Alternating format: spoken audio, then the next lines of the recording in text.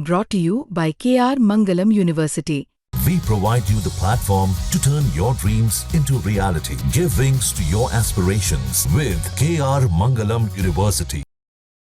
बीते दिनों में देश का सामर्थ्य और उसका संयम दोनों देखा है। मैं सबसे पहले भारत की पराक्रमी सेनाओं को, सशस्त्र बलों को, हमारी खुफिया एजेंसियों को, हमारे वैज्ञानिकों को, हर भारतवासी की तरफ से सैल्यूट करता हूं। हमारे वीर सैनिकों ने ऑपरेशन सिंदूर के लक्ष्यों की प्राप्ति के लिए असीम शौर्य का प्रदर्शन किया। मैं उनकी वीरता को, उनके साहस को, उनके पराक्रम को आज समर्पित करता हूं हमारे देश की हर माता को, देश की हर बहन को और देश की हर बेटी को ये पराक्रम समर्पित करता हूं। साथियों, 22 अप्रैल को पहलगाम में आतंकवादियों ने जो बर्बरता दिखाई थी, उसने देश और दुनिया को झकझोर दिया था। छुट्टियां मना रहे निर्दोष मासूम नागरिकों को धर्म पूछकर उनके परिवार के सामने, उनके बच्चों के सामने बेरहमी से मार डालना, यह आतंक का बहुत विभत्स चेहरा था, क्रूरता थी। ये देश के सद्भाव को तोड़ने की घिनौनी कोशिश भी थी। मेरे लिए व्यक्तिगत रूप से ये पीड़ा बहुत बड़ी थी। इस आतंकी हमले के बाद सारा राष्ट्र, हर नागरिक, हर समाज, हर वर्ग, हर राजनीतिक दल एक स्वर में आतंक के खिलाफ कड़ी कार्रवाई के लिए उठ खड़ा हुआ। हमने आतंकवादियों को मिट्टी में मिलाने के लिए भारत की सेनाओं को पूरी छूट दे दी और आज हर आतंकी, आतंक का हर संगठन जान चुका है कि हमारी बहनों बेटियों के माथे से सिंदूर हटाने का अंजाम क्या होता है। साथियों, ऑपरेशन सिंदूर ये सिर्फ नाम नहीं है, ये देश के कोटि कोटि लोगों की भावनाओं का प्रतिबिंब है। ऑपरेशन सिंदूर न्याय की अखंड प्रतिज्ञा है।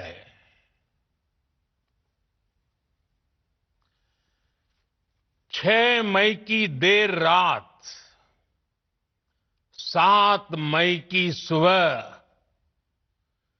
पूरी दुनिया ने इस प्रतिज्ञा को परिणाम में बदलते देखा है। भारत की सेनाओं ने पाकिस्तान में आतंक के ठिकानों पर, उनके ट्रेनिंग सेंटर्स पर सटीक प्रहार किया। आतंकियों ने सपने में भी नहीं सोचा था कि भारत इतना बड़ा फैसला ले सकता है। लेकिन जब देश एकजुट होता है, नेशन फर्स्ट की भावना से भरा होता है, राष्ट्र सर्वोपरि होता है, तो फौलादी फैसले लिए जाते हैं, परिणाम लाकर दिखाए जाते हैं। जब पाकिस्तान में आतंक के अड्डों पर भारत की मिसाइलों ने हमला बोला, भारत के ड्रोन्स ने हमला बोला, तो आतंकी संगठनों की इमारतें नहीं, बल्कि उनका हौसला भी थर्रा गया। बहावलपुर और मुरिद के जैसे आतंकी ठिकाने एक प्रकार से ग्लोबल टेररिज्म की यूनिवर्सिटीज रही है। दुनिया में कहीं पर भी जो बड़े आतंकी हमले हुए हैं, चाहे 9/11 हो, चाहे लंदन ट्यूब बॉम्बिंग हो, या भारत में दशकों से जो बड़े बड़े आतंकी हमले हुए हैं, उन सब के तार कहीं ना कहीं आतंक के इन्हीं ठिकानों से जुड़ते रहे हैं। आतंकियों ने हमारी बहनों का सिंदूर उजाड़ा था, इसलिए भारत ने आतंक के ये हेडक्वार्टर्स उजाड़ दिए। भारत के इन हमलों में 100 से अधिक खूंखार आतंकवादियों को मौत के घाट उतारा गया है। आतंक के बहुत सारे आका बीते 2.5-3 दशकों से खुलेआम पाकिस्तान में घूम रहे थे, जो भारत के खिलाफ साजिशें करते थे। उन्हें भारत ने एक झटके में खत्म कर दिया। साथियों, भारत की इस कार्रवाई से पाकिस्तान घोर निराशा में गिर गया था, हताशा में गिर गया था, बौखला गया था। और इसी बौखलाहट में उसने एक और दुस्साहस किया। आतंक पर भारत की कार्रवाई का साथ देने के बजाय पाकिस्तान ने भारत पर ही हमला करना शुरू कर दिया। पाकिस्तान ने हमारे स्कूलों, कॉलेजों को, गुरुद्वारों को, मंदिरों को, सामान्य नागरिकों के घरों को निशाना बनाया। पाकिस्तान ने हमारे सैन्य ठिकानों को निशाना बनाया। लेकिन इसमें भी पाकिस्तान खुद बेनकाब हो गया। दुनिया ने देखा कि कैसे पाकिस्तान के ड्रोन्स, पाकिस्तान की मिसाइलें भारत के सामने तिनके की तरह बिखर गई। भारत के सशक्त एयर डिफेंस सिस्टम ने उन्हें आसमान में ही नष्ट कर दिया। पाकिस्तान की तैयारी सीमा पर वार की थी, लेकिन भारत ने पाकिस्तान के सीने पर वार कर दिया। भारत के ड्रोन्स, भारत की मिसाइलों ने सटीकता के साथ हमला किया। पाकिस्तानी वायुसेना के उन एयरबेस को नुकसान पहुंचाया, जिस पर पाकिस्तान को बहुत घमंड था। भारत ने पहले 3 दिनों में ही पाकिस्तान को इतना तबाह कर दिया, जिसका उसे अंदाजा भी नहीं था। इसलिए भारत की आक्रामक कार्रवाई के बाद पाकिस्तान बचने के रास्ते खोजने लगा। पाकिस्तान दुनिया भर में तनाव कम करने के लिए गुहार लगा रहा था, और बुरी तरह पीटने के बाद इसी मजबूरी में 10 मई की दोपहर को पाकिस्तानी सेना ने हमारे डीजीएमओ को संपर्क किया। तब तक हम आतंकवाद के इंफ्रास्ट्रक्चर को बड़े पैमाने पर तबाह कर चुके थे। आतंकियों को मौत के घाट उतार दिया गया था। पाकिस्तान के सीने में बसाए गए आतंक के अड्डों को हमने खंडहर बना दिया था। इसलिए जब पाकिस्तान की तरफ से गुहार लगाई गई, पाकिस्तान की तरफ से जब ये कहा गया कि उसकी ओर से आगे कोई आतंकी गतिविधि और सैन्य दुस्साहस नहीं दिखाया जाएगा, तो भारत ने भी उस पर विचार किया। और मैं फिर दोहरा रहा हूं, हमने पाकिस्तान के आतंकी और सैन्य ठिकानों पर अपनी जवाबी कार्रवाई को अभी सिर्फ स्थगित किया है। आने वाले दिनों में हम पाकिस्तान के हर कदम को इस कसौटी पर मापेंगे कि वो क्या रवैया अपनाता है। साथियों, भारत की तीनों सेनाएं, हमारी एयरफोर्स, हमारी आर्मी और हमारी नेवी,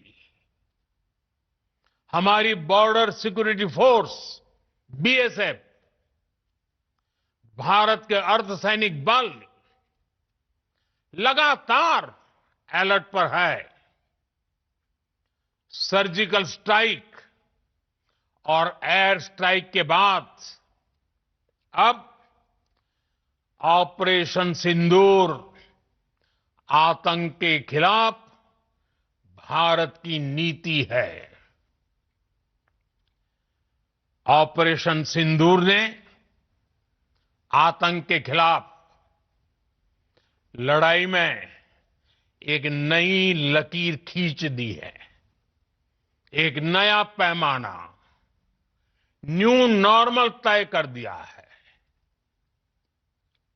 पहला, भारत पर आतंकी हमला हुआ तो मुंह तोड़ जवाब दिया जाएगा। हम अपने तरीके से, अपनी शर्तों पर जवाब देकर रहेंगे। हर उस जगह जाकर कठोर कार्रवाई करेंगे जहां से आतंक की जड़ें निकलती हैं। दूसरा, कोई भी न्यूक्लियर ब्लैकमेल भारत नहीं सहेगा। न्यूक्लियर ब्लैकमेल की आड़ में पनप रहे आतंकी ठिकानों पर भारत सटीक और निर्णायक प्रहार करेगा। तीसरा, हम आतंक की सरपरस्त सरकार और आतंक के आकाओं को अलग अलग नहीं देखेंगे। ऑपरेशन सिंदूर के दौरान दुनिया ने पाकिस्तान का वो घिनौना सच फिर देखा है, जब मारे गए आतंकियों को विदाई देने पाकिस्तानी सेना के बड़े बड़े अफसर उमड़ पड़े। स्टेट स्पॉन्सर्ड टेररिज्म का ये बहुत बड़ा सबूत है। हम भारत और अपने नागरिकों को किसी भी खतरे से बचाने के लिए लगातार निर्णायक कदम उठाते रहेंगे।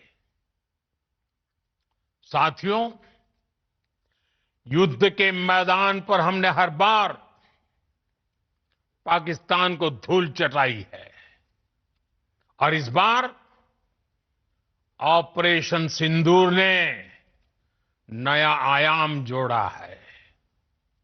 हमने रेगिस्तानों और पहाड़ों में अपनी क्षमता का शानदार प्रदर्शन किया और साथ ही न्यू एज वॉरफेयर में भी अपनी श्रेष्ठता सिद्ध की। इस ऑपरेशन के दौरान हमारे मेड इन इंडिया हथियारों की प्रामाणिकता सिद्ध हुई। आज दुनिया देख रही है 21वीं सदी के वॉरफेयर में made in India defence equipments, इसका समय आ चुका है। साथियों, हर प्रकार के आतंकवाद के खिलाफ हम सभी का एकजुट रहना, हमारी एकता हमारी सबसे बड़ी शक्ति है। निश्चित तौर पर ये युग युद्ध का नहीं है, लेकिन ये युग आतंकवाद का भी नहीं है। टेररिज्म के खिलाफ जीरो टॉलरेंस, ये एक बेहतर दुनिया की गारंटी है। साथियों, पाकिस्तानी फौज, पाकिस्तान की सरकार जिस तरह आतंकवाद को खाद पानी दे रहे हैं, वो एक दिन पाकिस्तान को ही समाप्त कर देगा। पाकिस्तान को अगर बचना है तो उसे अपने टेरर इंफ्रास्ट्रक्चर का सफाया करना ही होगा। इसके अलावा शांति का कोई रास्ता नहीं है। भारत का मत एकदम स्पष्ट है। टेरर और टॉक एक साथ नहीं हो सकते। टेरर और ट्रेड एक साथ नहीं चल सकते और पानी और खून भी एक साथ नहीं बह सकता। मैं आज विश्व समुदाय को भी कहूंगा, हमारी घोषित नीति रही है अगर पाकिस्तान से बात होगी तो टेररिज्म पर ही होगी। अगर पाकिस्तान से बात होगी तो पाक ऑक्युपाइड कश्मीर पीओके उस पर ही होगी। प्रिय देशवासियों, आज बुद्ध पूर्णिमा है। भगवान बुद्ध ने हमें शांति का रास्ता दिखाया है। शांति का मार्ग भी शक्ति से होकर जाता है। मानवता शांति और समृद्धि की तरफ बढ़े, हर भारतीय शांति से जी सके, विकसित भारत के सपने को पूरा कर सके, इसके लिए भारत का शक्तिशाली होना बहुत जरूरी है। और आवश्यकता पड़ने पर इस शक्ति का इस्तेमाल भी जरूरी है। और पिछले कुछ दिनों में भारत ने यही किया है। मैं एक बार फिर भारत की सेना और सशस्त्र बलों को सैल्यूट करता हूं। हम भारतवासी के हौसले, हर भारतवासी का एकजुटता का शपथ, संकल्प, मैं उसे नमन करता हूं। बहुत बहुत धन्यवाद। भारत माता की जय। भारत माता की जय। भारत माता की जय।